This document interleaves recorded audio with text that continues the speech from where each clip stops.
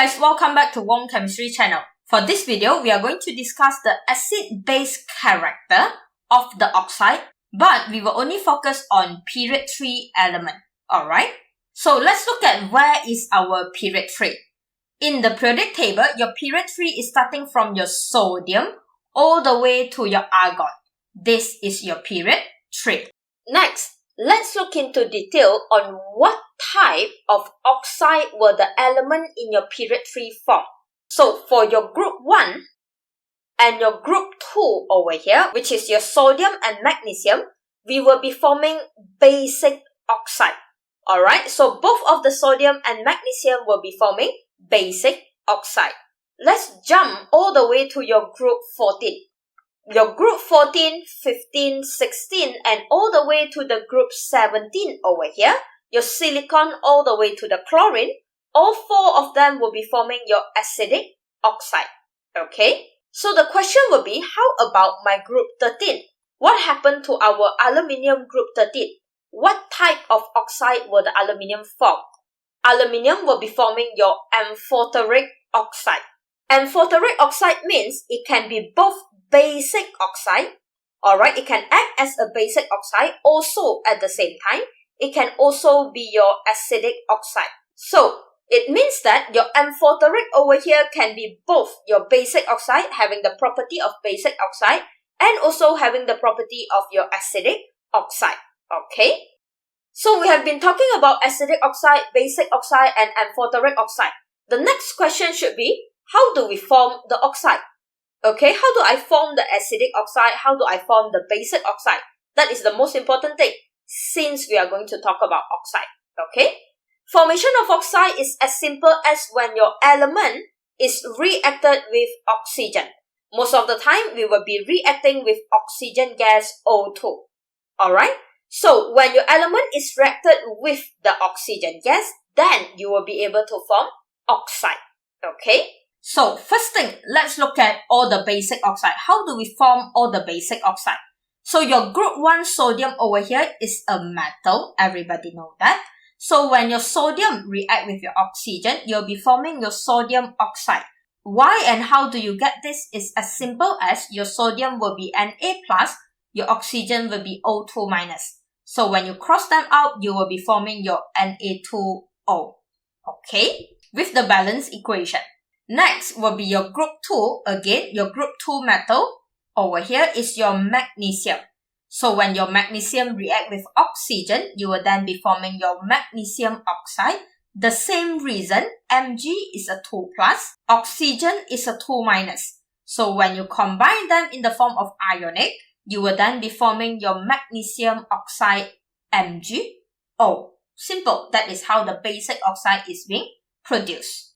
Next, we are going into your amphoteric oxide. Your amphoteric oxide over here using your group 13 aluminium. As we all know just now, your aluminium group 13 will be forming your amphoteric oxide.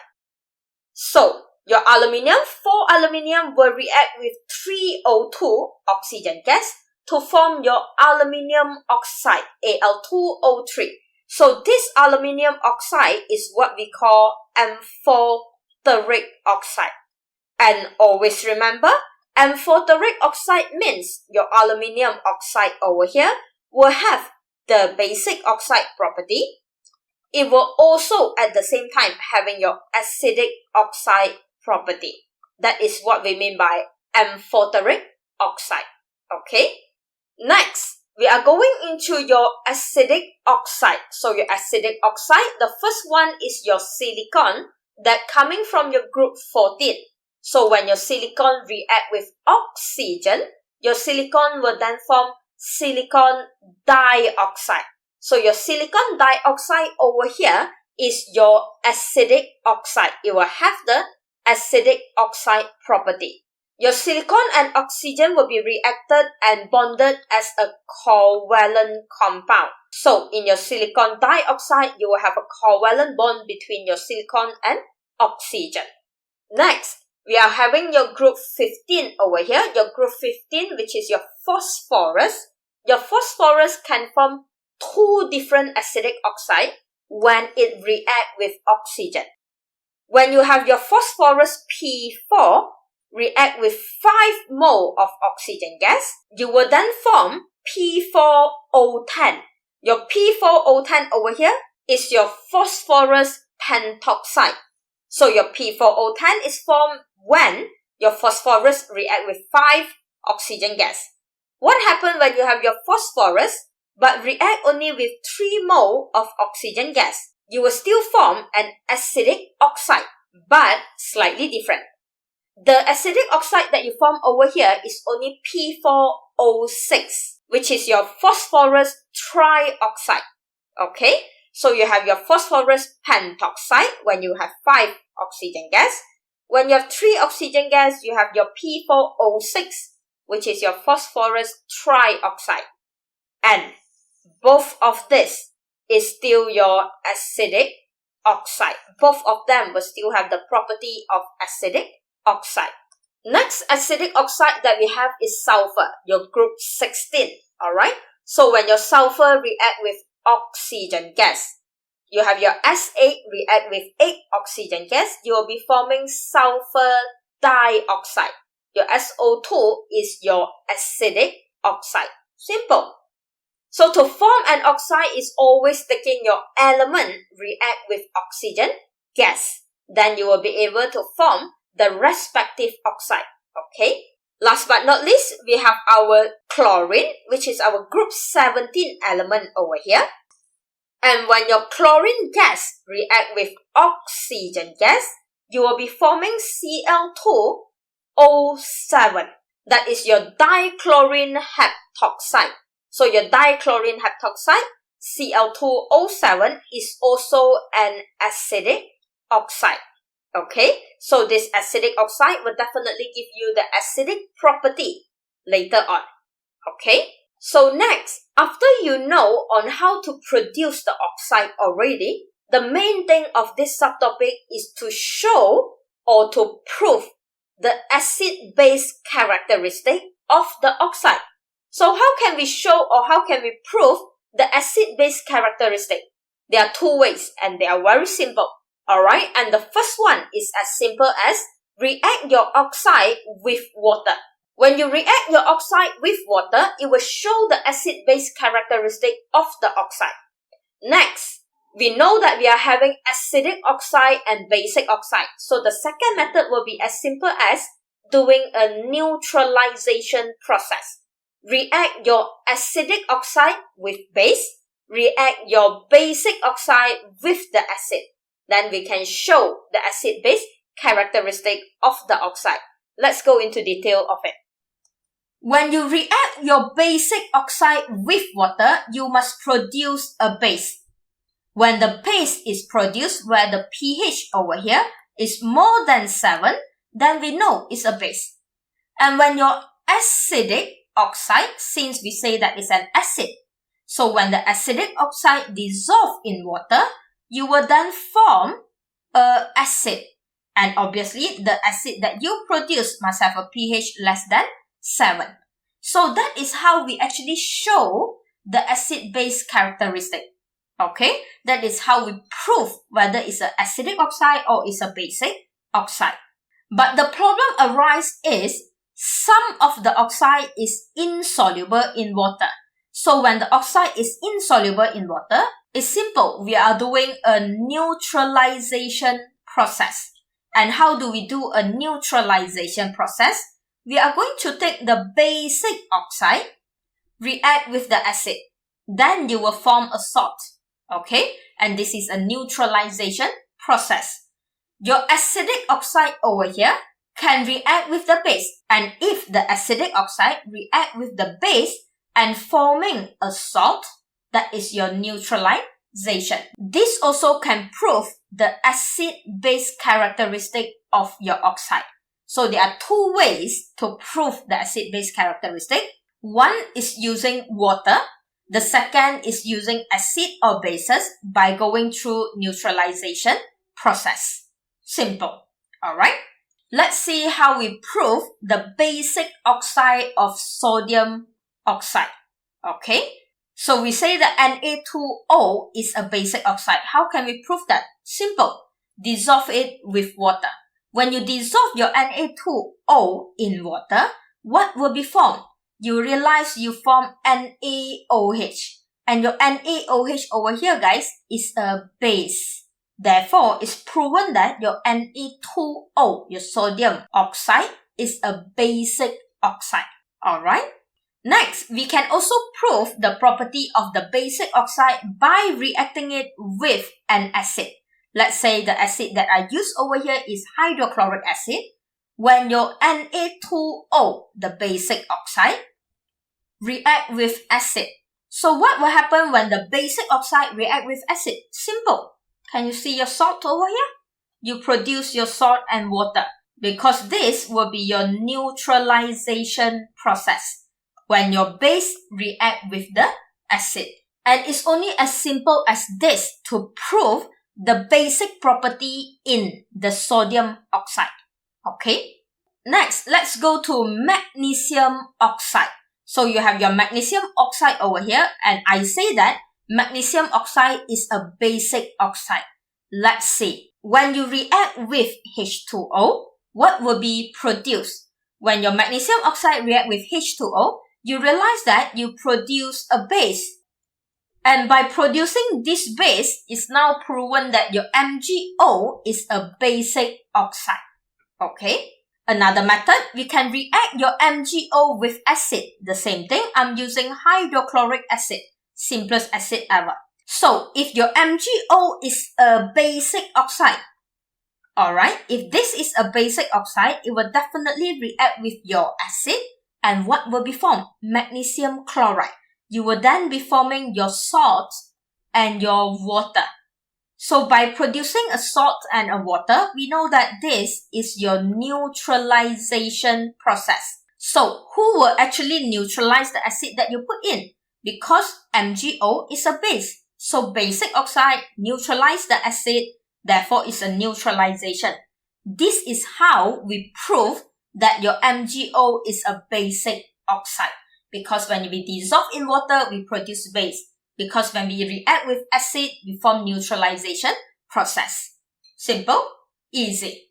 Next, we are going to look at acidic oxide. The first acidic oxide that we will look at is your SiO2, silicon oxide. Slightly different when your silicon oxide react with water. You will have no reaction because your silicon oxide is insoluble in water. This is the reason why we need to have the second confirmation by using base. So we can take your SiO2, react with a base right now. So the base that I use is a NaOH. So what happens when your silicon oxide react with a base over here? We realize that neutralization happened because we form over here a salt and a water. So by doing this reaction, it's now proven your silicon oxide is an acidic oxide. Okay? Because it can neutralize the base to form salt and water. As easy as that. Okay? The next acidic oxide is your P4O6 and also P4O10. When both of them react with water, you can see a slight changes over here is the product. When the P4O6 react with water, you forming H3PO3. Okay? That is your P4O6. When you have your P4O10 react with water, you will then be forming H3PO4.